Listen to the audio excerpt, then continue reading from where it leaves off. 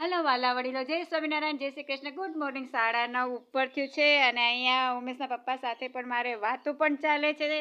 સાથે સાથે મમ્મીએ નાહી ધોઈ લીધું છે, દીવાબત્તી કરે છે અને બ્લોગ સ્ટાર્ટ થાય છે 9:30 વાગે. સ્વાગત છે તમારું બધાનું પારુલના બ્લોગમાં. રૂડું રૂપાળું રળિયામણું મારું મમ્મીનું ગામડું, એના ઘરેથી તમારું બધાનું સ્વાગત છે.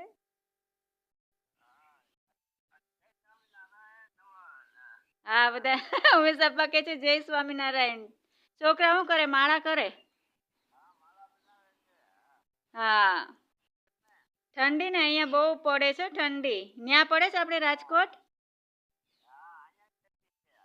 હે, મમ્મી કરે છે દીવાબત્તી. તમે નાસ્તો કરી લીધો? ઠીક. દવા ખાઈ લીધી ને તમારી? હા, યાદ કરીને ખાઈ લેજો. હા ફ્રેન્ડ્સ, અહીંયા મમ્મી દીવાબત્તી કરી લીધા છે, પગે લાગી લેજો. મમ્મી વેસલીન લગાડવું છે? નહીં લગાડો ને, થોડુંક મોઢે કાશે. તો એ ચામડી હારી થઈ જાય. મેં સપ્પા એમ કે આપું. કપડાં ધોવાઈ ગયા છે. મમ્મી હંમેશા પપ્પા સાથે વાત કરે છે, ઘડીકી તડકે બેસે ને. હવામાનની વાત કરીએ તો હવામાન તો બ્યુટીફુલ છે, મસ્ત મજાનું. તડકોય છે, પવન પણ છે. સારા સમાચાર ફ્રેન્ડ્સ. મમ્મી માંડવી સમી કરીને કચરો થોડોક હતો એ ચોખ્ખી કરીને સામે મૂકી છે અને કચરાવાળો આજે આવ્યો તો તમે જવા દીધો છે. પ્લસ અહીંયા જે ઓલા પડ્યા હતા, ઓલા માંડવીના ઓઢા બાપુના દીકરાના, તો એ પણ એ લઈ ગયા છે એટલે ફળિયું થઈ ગયું છે ચોખ્ખું. બસ હવે જે વેર્યું હતું નીચે, એટલે વેરાણું હતું છોકરીઓ, તો એ મેં ભરી દીધું. થોડું થોડું બાકી છે તો એ હરખું કરીને વાળી લઈએ, પછી નાહી ધોઈ લઈએ. ગુડ ન્યૂઝ, સારા સમાચાર છે કે અહીંયા કચરો અમારો જે ઓલા કાંટાવાળા પડ્યા હતા, આજે કચરાવાળું ટ્રેક્ટર આવ્યું હતું તો નાખી દીધું છે. પ્લસ અહીંયા જે ઓલા બેનના ઓઢા બાપુના અહીંયા બાજુ એના દીકરાના પડ્યા હતા માંડવીના બાચકા, એ પણ લઈ ગયા એટલે ફળિયું થઈ ગયું ચોખ્ખું. અને મમ્મી હવે જાય છે બાજુમાં લાભ માસીના ઘરે, એમના ફ્રેન્ડના ઘરે. તો મમ્મી બાય બાય. લાભ માસીને નારાયણ કહેજો કે પારુબેન સંભારે. Bye bye. મમ્મી એમના ફ્રેન્ડના ઘરે જાય છે. હું થોડુંક કામ પતાવી લઉં, પછી નાહી ધોઈ લઈએ.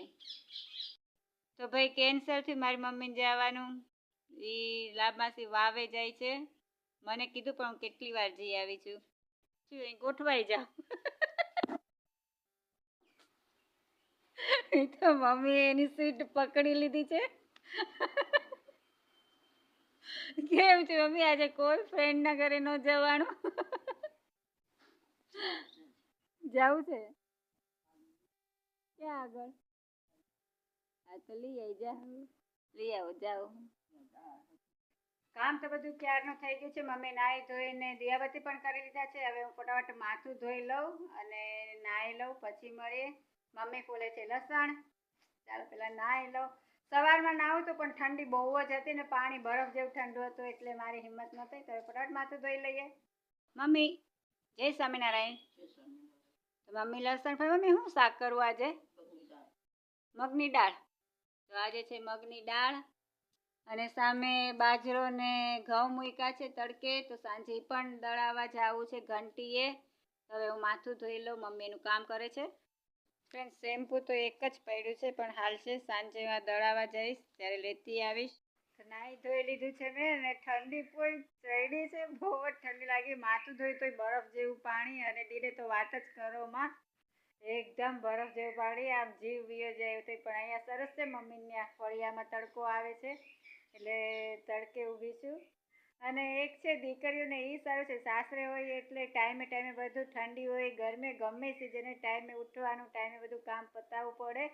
અને પિયરમાં તો ગમે ત્યારે ગમે એ કરો, એટલે દીકરીઓને માવતરે જલસા હોય ને. તો બસ મમ્મી શું કરે છે એ જોઉં, કારણ કે હજી હું કપડાં ધોઈ નાહી ધોઈને બહાર જ આવી છું અને તડકે બહુ મજા આવે છે. ચાલો જો મમ્મી શું કરે છે. તો ફ્રેન્ડ્સ મમ્મી શું કરે છે જોઈએ. મને તો હજી બહુ ઠંડી લાગે છે. મમ્મી બેઠા જમી લીધું કેવું? મારી મમ્મીને કોઈની વાત નહીં, ખાઈ લે. હાલો હવે હું જમી લઉં.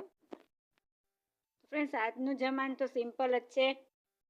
ભાત છે, મગની દાળ છે, પાપડ છે અને છાશ છે ને મરચાં છે. ચાલો જમવા. મમ્મી કોઈને બોલાવ્યા નહીં જમવા? ભૂખ લાગી ગરમ. મારી મમ્મીને અહીંયા ઉતરું નથી કે અહીંયા ગરમ ગરમ જમ્યા નથી. ચાલો હું જમી લઉં. ચાલો બધા જમવા. ફ્રેન્ડ્સ, 4:15 થયા, ચા પાણી પીવા ગયા છે અને મારા મમ્મી ફરી એક વખત પાછા એની બેનપણી ત્યાં જાય બાજુમાં. હવે જોઈ સક્સેસ થાય છે કે નહીં, છે કે નહીં ઘરે. અને મેં આંખમાં ટીપા મારે નાખવા છે તો હું નાખી દઉં. 4:45 થયા છે ફ્રેન્ડ્સ અને મમ્મી બાજુમાં ગયા છે તો તમને ખબર જ છે. તો મારે થોડુંક કામ છે, હું કરી લઉં. વાસણ ચડાવવાના છે એ ચડાવી લઉં. કપડાની ઘડી કરવાની છે એ પણ કરી લઉં. અને દળાવવા જવું છે. છોકરીઓ ગયું છે સ્કૂલે, હમણાં આવશે ફ્રેશ થઈને પછી ઘંટીએ જવું છે.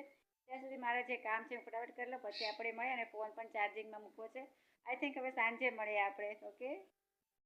તો ફ્રેન્ડ્સ, 6 વાગ્યા છે. દળનું મૂકવા ગઈ હતી પણ અડધી પોણી કલાકની વાર લાગશે એટલે હું આવી છું. તો બસ આ ઘડીએ હવે પાછી જાઉં છું. મસ્ત સાંજ પડી ગઈ છે. આ બાજુ તો બતાવાય એમ નથી, અહીંયા જ બતાવાય એમ છે કારણ કે ત્યાં બધા ઊભા છે. જાઉં ને લેવા દયનું. દેખાય છે ઘડિયાળમાં 7 વાગ્યા છે. અમે બસ મારે તો સાંજ તો ગઈ છે. આજે ઘંટી ઉપર ત્યાં જ ગઈ. અમે 6 વાગ્યાના ગયા હતા ઘંટીએ તો એણે કીધું કે અડધો પોણી કલાક થશે એટલે બજારમાં કામ હતું એ પતાવ્યું. સાબુ લેવું તો છોકરીઓને ડીડીટી પાવડર, શાકભાજી એવું બધું લેવું હતું. એ બધું ઘરે મૂકીને આવ્યા. પછી રેસ્ટ કર્યો થોડીક વાર, 5 મિનિટ. પાછા ગયા તો ઘંટીએ હજી દળાયું નહોતું એટલે અડધો કલાક ત્યાં રહ્યા. એટલે બસ 6:45 હવે કલાક અમારે ત્યાં થઈ. આવીને ડેરીએ દૂધ લઈ આવી, પછી અહીંયા ડેલે પણ દૂધ લઈ આવી. હવે બહુ ભૂખ લાગે છે કારણ કે બપોરે ભાત જ ખાધા હતા. તો હવે ગાંઠિયાનું શાક ને ભાખરી મમ્મી કહે ફટાફટ હું જમી લઉં, થઈ જાય એટલે તમે બધા પણ ચાલો. ફ્રેન્ડ્સ, મેં પોની લીધી. કેવી લાગે છે? લગભગ તો સારી જ લાગે છે. ફર્સ્ટ ટાઈમ લીધી, હમણાં લીધી જ નથી. શામલી આવી ગઈ છે. જમવાનું થાય એટલે તરત જ અમારે શામલીને પહેલા એનું ડિનર દેવું પડે, પછી અમારો વારો. શામલી, એ શામલી આમ જો. જય સ્વામિનારાયણ બોલતો. જય સ્વામિનારાયણ જો બોલી. સીતારામ બોલ.